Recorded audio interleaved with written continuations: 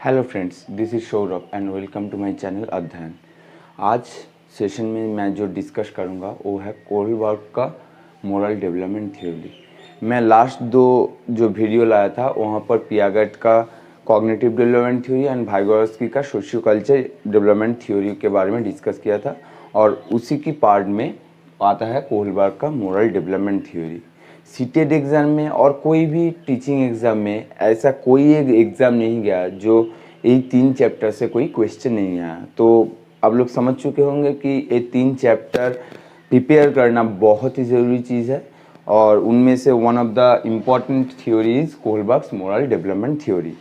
तो आज इस सेशन आप पूरा के पूरा देख लीजिए और लास्ट में मैं हर वीडियो की तरह लास्ट में मैं कुछ नोट्स लाऊंगा और ये कोहलबर्ग का जो मोरल डेवलपमेंट थ्योरी है वो कुछ पिक्चर दे देकर आप लोग को समझ में इजीली आ जाएगा।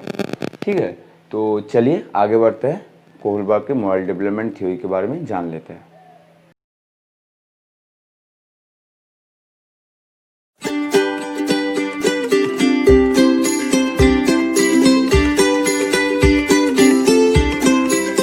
तो चलिए शुरू करते हैं। देखिए, कोहलबर्ग की मोरल डेवलपमेंट थ्योरी जो बेस्ड हुआ है वो है आपका नैतिकता के ऊपर, अपना का नैतिक डिसीजन के ऊपर। आप नैतिक डिसीजन क्या क्या लेते हैं, कैसे लेते हैं, इसके ऊपर। तो सबसे पहले जान लेते हैं नैतिकता क्या है, मोरालिटी क्या है और नैतिकता क्या है। मोरालिटी क्या है? मोरालिटी है एक बच्चा और सभी लोग, जो लोग समाज में रहता है, जो लोग फैमिली में रहता है, वहाँ पर कुछ रूल्स रेगुलेशन, कुछ वैल्यू पहले से आपके अंदर इंस्टॉल कर दिया जाता है और आप उस वैल्यू, उस नियम के अनुसार आपको अपने आप आगे बढ़ते हैं। तो आपके जब आप आगे बढ़ते हैं तो आपके सामने कुछ मोड़, कुछ डिसीजन ऐसे आता है कि वो रॉन्ग है या राइट है, ये डिसीजन आपको लेना होता है। और ये डिसीजन आप कैसे लेंगे? ये डिसीजन आप अपने नैतिकता और मोरालिटी के थ्रू लेंगे। तो मोरालिटी क्या है? मोरालिटी एक नैतिक सिद्धांत है जो अपने आप शिक्षा, अपने आप का जो रूल्स, अपने आप में जो वैल्यूज इंस्टॉल है उसके अनुसार आप लेते हैं। तो ये होता है मोरालिटी। और आप ये मोरालिटी और जो नैतिक सिद्धांत कैसे लेते हैं वो आप लेते हैं मोरल रीजनिंग की बदौलत। मोरल रीजनिंग क्या है? मोरल रीजनिंग देखिए, राइट और रॉन्ग लिखा हुआ है। तो मोरल रीजनिंग क्या है ना? मोरल रीजनिंग वो है कि आपके अंदर जब सबसे पहले से जो वैल्यूज, जो नियम आपसे अंदर इंस्टॉल हुआ है, आप उसके अनुसार क्या सही है क्या गलत है, जो आप डिसीजन लेते हैं वो होता है मोरल रीजनिंग। क्या सही है और क्या गलत है, आप कैसे डिसीजन लेते हैं? कुछ भी डिसीजन आप लेते हैं तो कैसे लेते हैं? आप आपका जो नैतिक सिद्धांत है वो लेते हैं, आप जो नियम पहले से पालन करके आए हो उसके अनुसार आप ये डिसीजन लेते हैं। ठीक है, तो ये हुआ मोरल रीजनिंग। उसके बाद आते हैं, देखिए, मोरल डिलेमा। ये बहुत ही इम्पोर्टेंट एक शब्द है जो एग्जाम में बार बार आया हुआ है, बहुत बार एग्जाम में आया हुआ है। मोरल डिलेमा ये बहुत ही एक इम्पोर्टेंट शब्द है। तो देखिए, मोरल डिलेमा क्या है, तो आप लोगों को एक एग्जाम्पल देकर आप लोगों को अच्छे से सब आ जाएगा अगर एग्जाम्पल दूंगा तो। देखिए, डिलेमा की मतलब है कंफ्यूज मतलब जीवन में कुछ कुछ टाइम ऐसा आता है कि आपका सामने कुछ घटना ऐसा आ जाता है कि आपको डिसीजन लेने में थोड़ा दिक्कत होता है। आप कंफ्यूज्ड हो जाते हो कि क्या सही डिसीजन है क्या गलत डिसीजन है, आप कौन सा डिसीजन लेंगे, वो होता है मोरल डिलेमा। जब आप लोग छोटे थे तो आप बेताल विक्रमादित्य के जो कहानी है शायद आप लोग वो सुना होगा कि बेताल विक्रमादित्य को कुछ कंडीशन देता, कुछ कहानी सुनाता, उसके बाद कंडीशन देता कि क्या सही है क्या गलत है। तो विक्रमादित्य क्या करता था, विक्रमादित्य वो डिसीजन लेता था अंत में, कैसे लेता था ना, मोरल रीजनिंग की वजह से लेता था। और उस टाइम कहानी सुनकर उस टाइम उसका जो सिचुएशन होता है वो होता था मोरल डिलेमा, अर्थात कन्फ्यूजन होता है। आप यहाँ पर आकर समझ नहीं पाते हो कि आप इधर जाओगे और इधर जाओगे क्या सीधा जाओगे, तो आपका जो मानसिक परिस्थिति होता है वो होता है मोरल डिलेमा। ठीक है, तो ये हो गया बहुत ही इंपॉर्टेंट एक चीज़। उसके बाद आता है हेंज डिलेमा।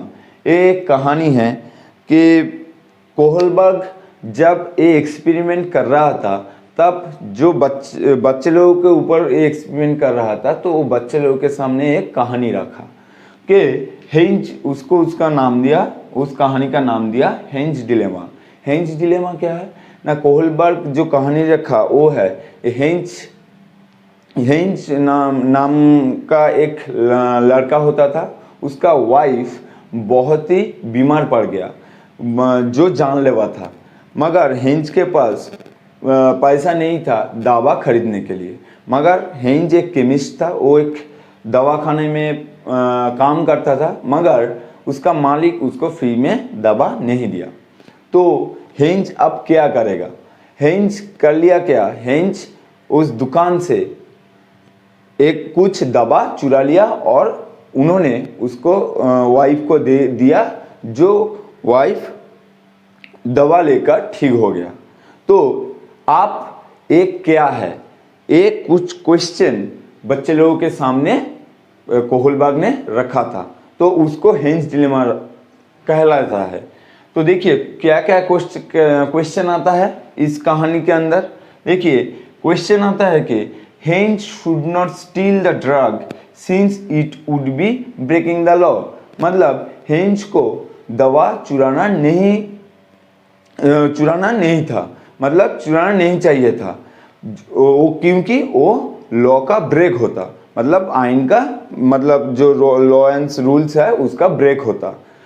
सेकंड क्वेश्चन आता है, देखिए Heinz should steal the drugs accept any prison sentence. मतलब जो हेंज को वो दवा चुराना था and accept any prison sentence, और जो भी उसके अनुसार पनिशमेंट होता है वो पनिशमेंट उसको स्वीकार कर लेना था। थर्ड जो क्वेश्चन आता है वो आता है Heinz should steal the drug and not go to prison as this is unfair.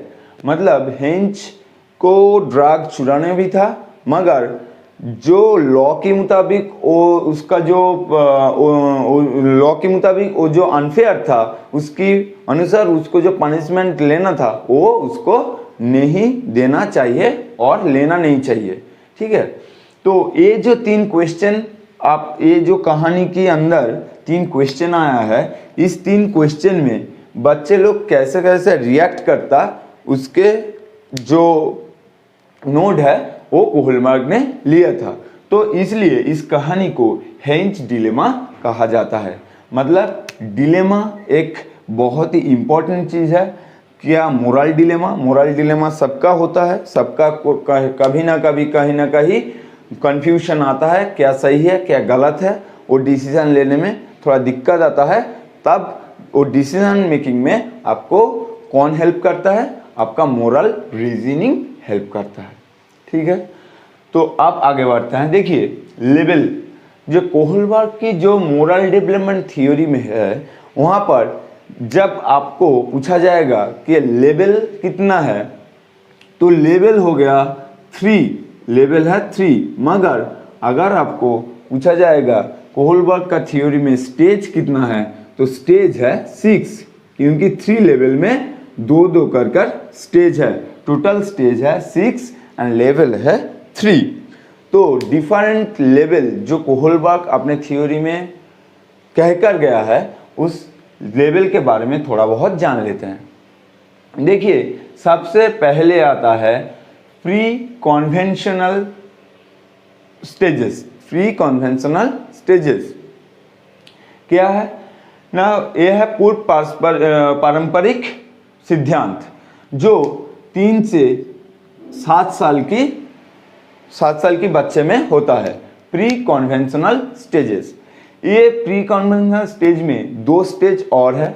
एक है obedience and punishment oriented and second है पर्सनल रिवॉर्ड ओरिएंटेशन। देखिए, सबसे पहले प्री कन्वेंशनल स्टेजेस में जो फर्स्ट स्टेज है वो है, देखिए, ओबीडियंस एंड पनिशमेंट ओरिएंटेशन। मतलब ओबीडियंस एंड पनिशमेंट मतलब आपका अनुगत्य और पनिशमेंट जो होता है उसका ओरिएंटेशन बेस में। देखिए, एक बच्चे ने जब छोटे से बड़ा होता है तो वो उस फैमिली के अंदर, वो जो फैमिली में रहता है वो आसपास देखता है कि वहाँ पर कुछ रूल्स एंड रेगुलेशन होता है, कुछ वैल्यूज होता है, ठीक है। तो उसको पता होता है अगर वो उस समाज का कुछ रूल्स ब्रेक करेगा, रूल्स को मानकर नहीं चलेगा, उसका वैल्यूज को मानकर नहीं चलेगा, तो उसको पनिशमेंट दिया जाएगा। तो इसके डर उसके मन में रहता है। इसलिए क्या होता है कि वो उस समाज का कुछ रूल्स, कुछ जो वैल्यूज होता है वो मानकर चलता है और पनिशमेंट की डर से वो मानकर चलता है। तो ये होता है ओबीडियंस और पनिशमेंट और ओरिएंटेशन। और देखिए, एक बच्चे अगर आपका बात नहीं सुन रहा है तो जो बड़ा होता है वो कभी कभी उसको पनिश करता है। तो इसके बदौलत वो बच्चे के मन में एक डर रहता है और उसको पता होता है कि ये काम करना ठीक नहीं है, तो इसलिए वो दोबारा वो गलती नहीं करता है। तो ये है ओबीडियंस एंड पनिशमेंट ओरिएंटेशन। उसके बाद आते हैं नंबर 2 पर पर्सनल रिवॉर्ड ओरिएंटेशन। पनिशमेंट की ठीक उल्टा, पनिशमेंट जो ये फर्स्ट स्टेज है उसका ठीक उल्टा होता है सेकेंड स्टेज जो है पर्सनल रिवॉर्ड ओरिएंटेशन। मतलब अगर एक बच्चा कुछ अच्छा काम करेगा तो उसको रिवॉर्ड देना होता है। मतलब अगर वो समाज का जो रूल्स एंड वैल्यूज होता है वो ठीक से मानकर चल रहा है और बहुत अच्छा काम कर रहा है तो उसको रिवॉर्ड देना चाहिए, ठीक है। अगर उसको कुछ रिवॉर्ड, कुछ गिफ्ट्स आप देंगे तो उसके मन में और अच्छे काम करने का जो इंस्पिरेशन मिलेगा, तो वो और अच्छा और ज़्यादा अच्छा काम करना चालू हो जाएगा। तो ये होता है पर्सनल रिवॉर्ड ओरिएंटेशन और प्री कन्वेंशनल स्टेजेस जो 3 से 7 साल के बच्चे के अंदर होता है। अब आते हैं, देखिए, कन्वेंशनल स्टेजेस। कन्वेंशनल स्टेजेस के अंदर 2 भाग है। एक है इंटरपर्सनल रिलेशनशिप एंड सेकंड है मेंटेनिंग द सोशल ऑर्डर। देखिए, थर्ड में आता है, देखिए, इंटरपर्सनल रिलेशनशिप मतलब good boy, nice girl etcetera. मतलब एक बच्चा समाज में जो लॉ होता है, जो वैल्यूज होता है और वो जो सब कुछ ठीक ठाक मानकर चलेगा और जीवन में आगे बढ़ेगा। कैसे? अगर वो क्यों ऐसा करता है? क्योंकि वो अगर ऐसा करेगा तो समाज में उसका एक बहुत ही अच्छा छवि रहेगा। इसलिए गुड बॉय, नाइस बॉय मतलब आप अगर एक बच्चे को वो अगर अच्छे काम करे तो वो उसको गुड बॉय, उसको नाइस गर्ल ऐसे कुछ संबोधन आप करेंगे तो उसका मन में और क्या होगा, और चाहत होगा कि भविष्य में वो और भी ज़्यादा अच्छा काम करे क्योंकि सब उसका वाहवाही करे, इसलिए, ठीक है। तो ये है इंटरपर्सनल रिलेशनशिप जो समाज में एक अच्छा छवि रखने के लिए एक बच्चा और एक व्यक्ति करता है। उसके बाद है मेंटेनिंग द सोशल ऑर्डर। मतलब और क्या होता है, जो समाज में कुछ लॉ एंड ऑर्डर रहता है, क्या सही है क्या करना गलत है, वो एक सर्टेन चीज़ है, मगर एक समाज को आगे बढ़ाने के लिए उस समाज में कुछ लॉ एंड ऑर्डर का लागू करना होता है। तो वो लॉ एंड ऑर्डर सबको मानना होता है। तो एक व्यक्ति और एक बच्चा वो लॉ एंड ऑर्डर मेंटेन करेंगे क्योंकि पनिशमेंट के डर से और रिवॉर्ड पाने की चाहत में। तो ये है मेंटेनेंस द सोशल ऑर्डर। तो तो उसको सोशल ऑर्डर मानना है। उसके बाद आते हैं देखिए पोस्ट कॉन्वेंशनल ऑर्डर, जो 18 प्लस ईयर्स के होता है, मतलब 18 से 18 और 18 का ऊपर जो व्यक्ति होता है उसके अंदर ये पोस्ट कॉन्वेंशनल स्टेज होता है। पोस्ट कॉन्वेंशनल स्टेज क्या होता है, ये कुछ कुछ लोगों में ही होता है, सब लोगों में नहीं होता है।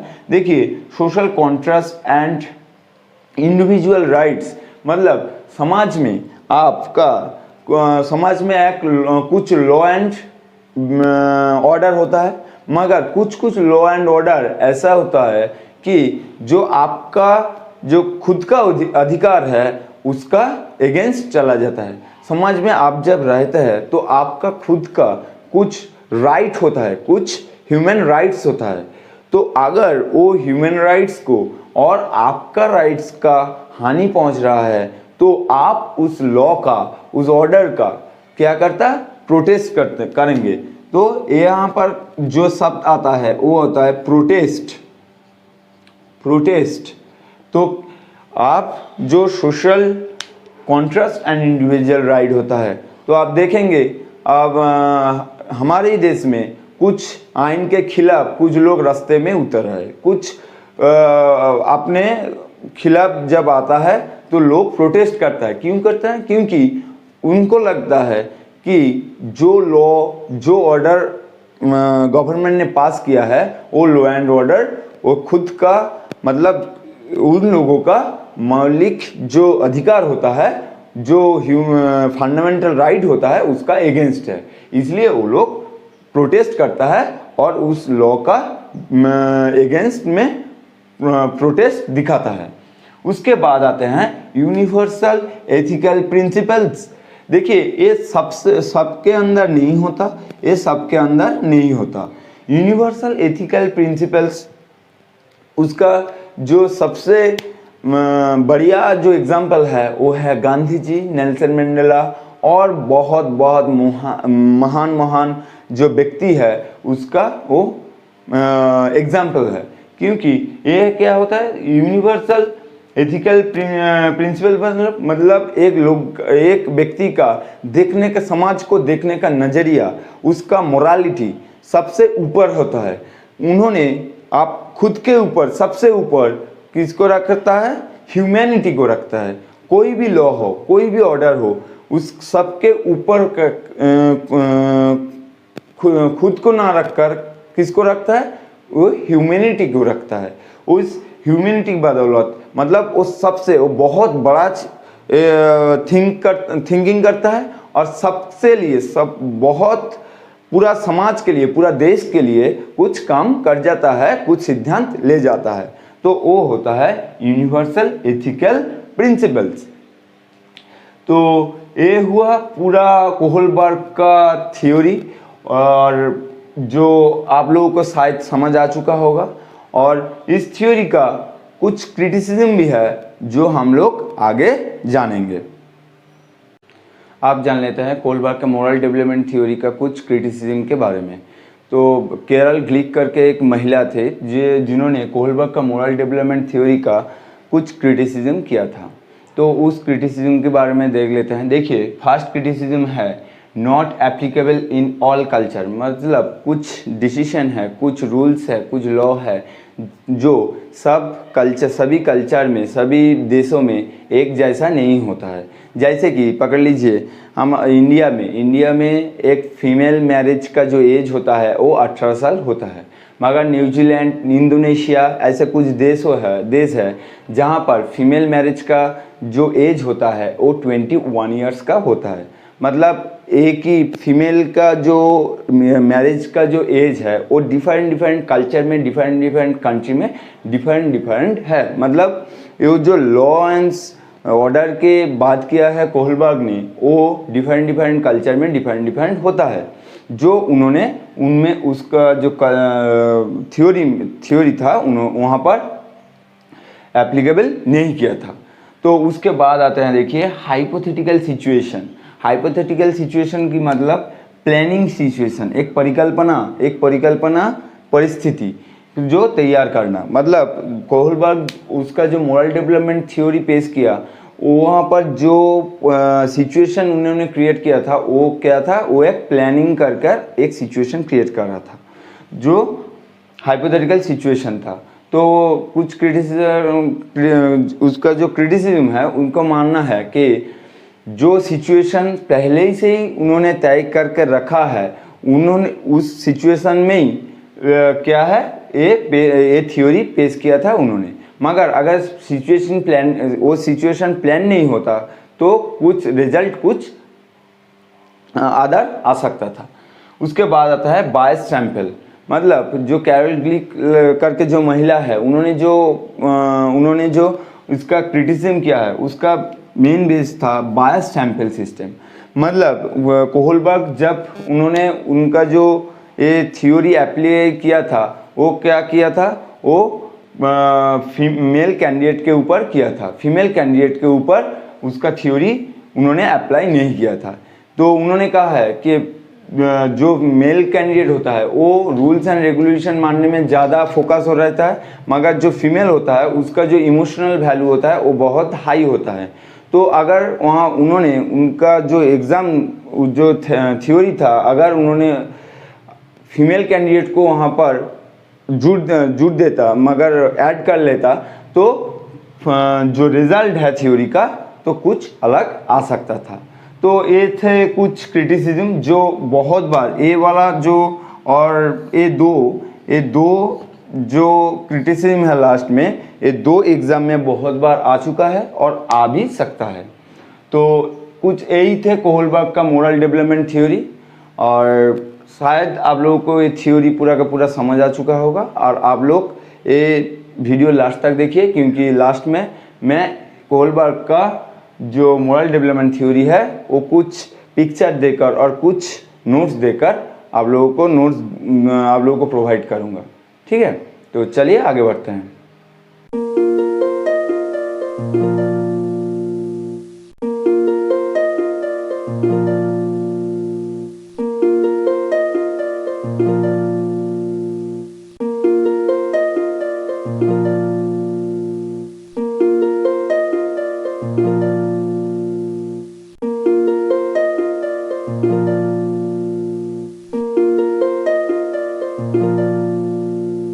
आशा करते हैं आप लोगों को ये पूरा वीडियो पसंद आया होगा और कोहलबर्ग का मोरल डेवलपमेंट थ्योरी का पूरा समझ आ चुका होगा।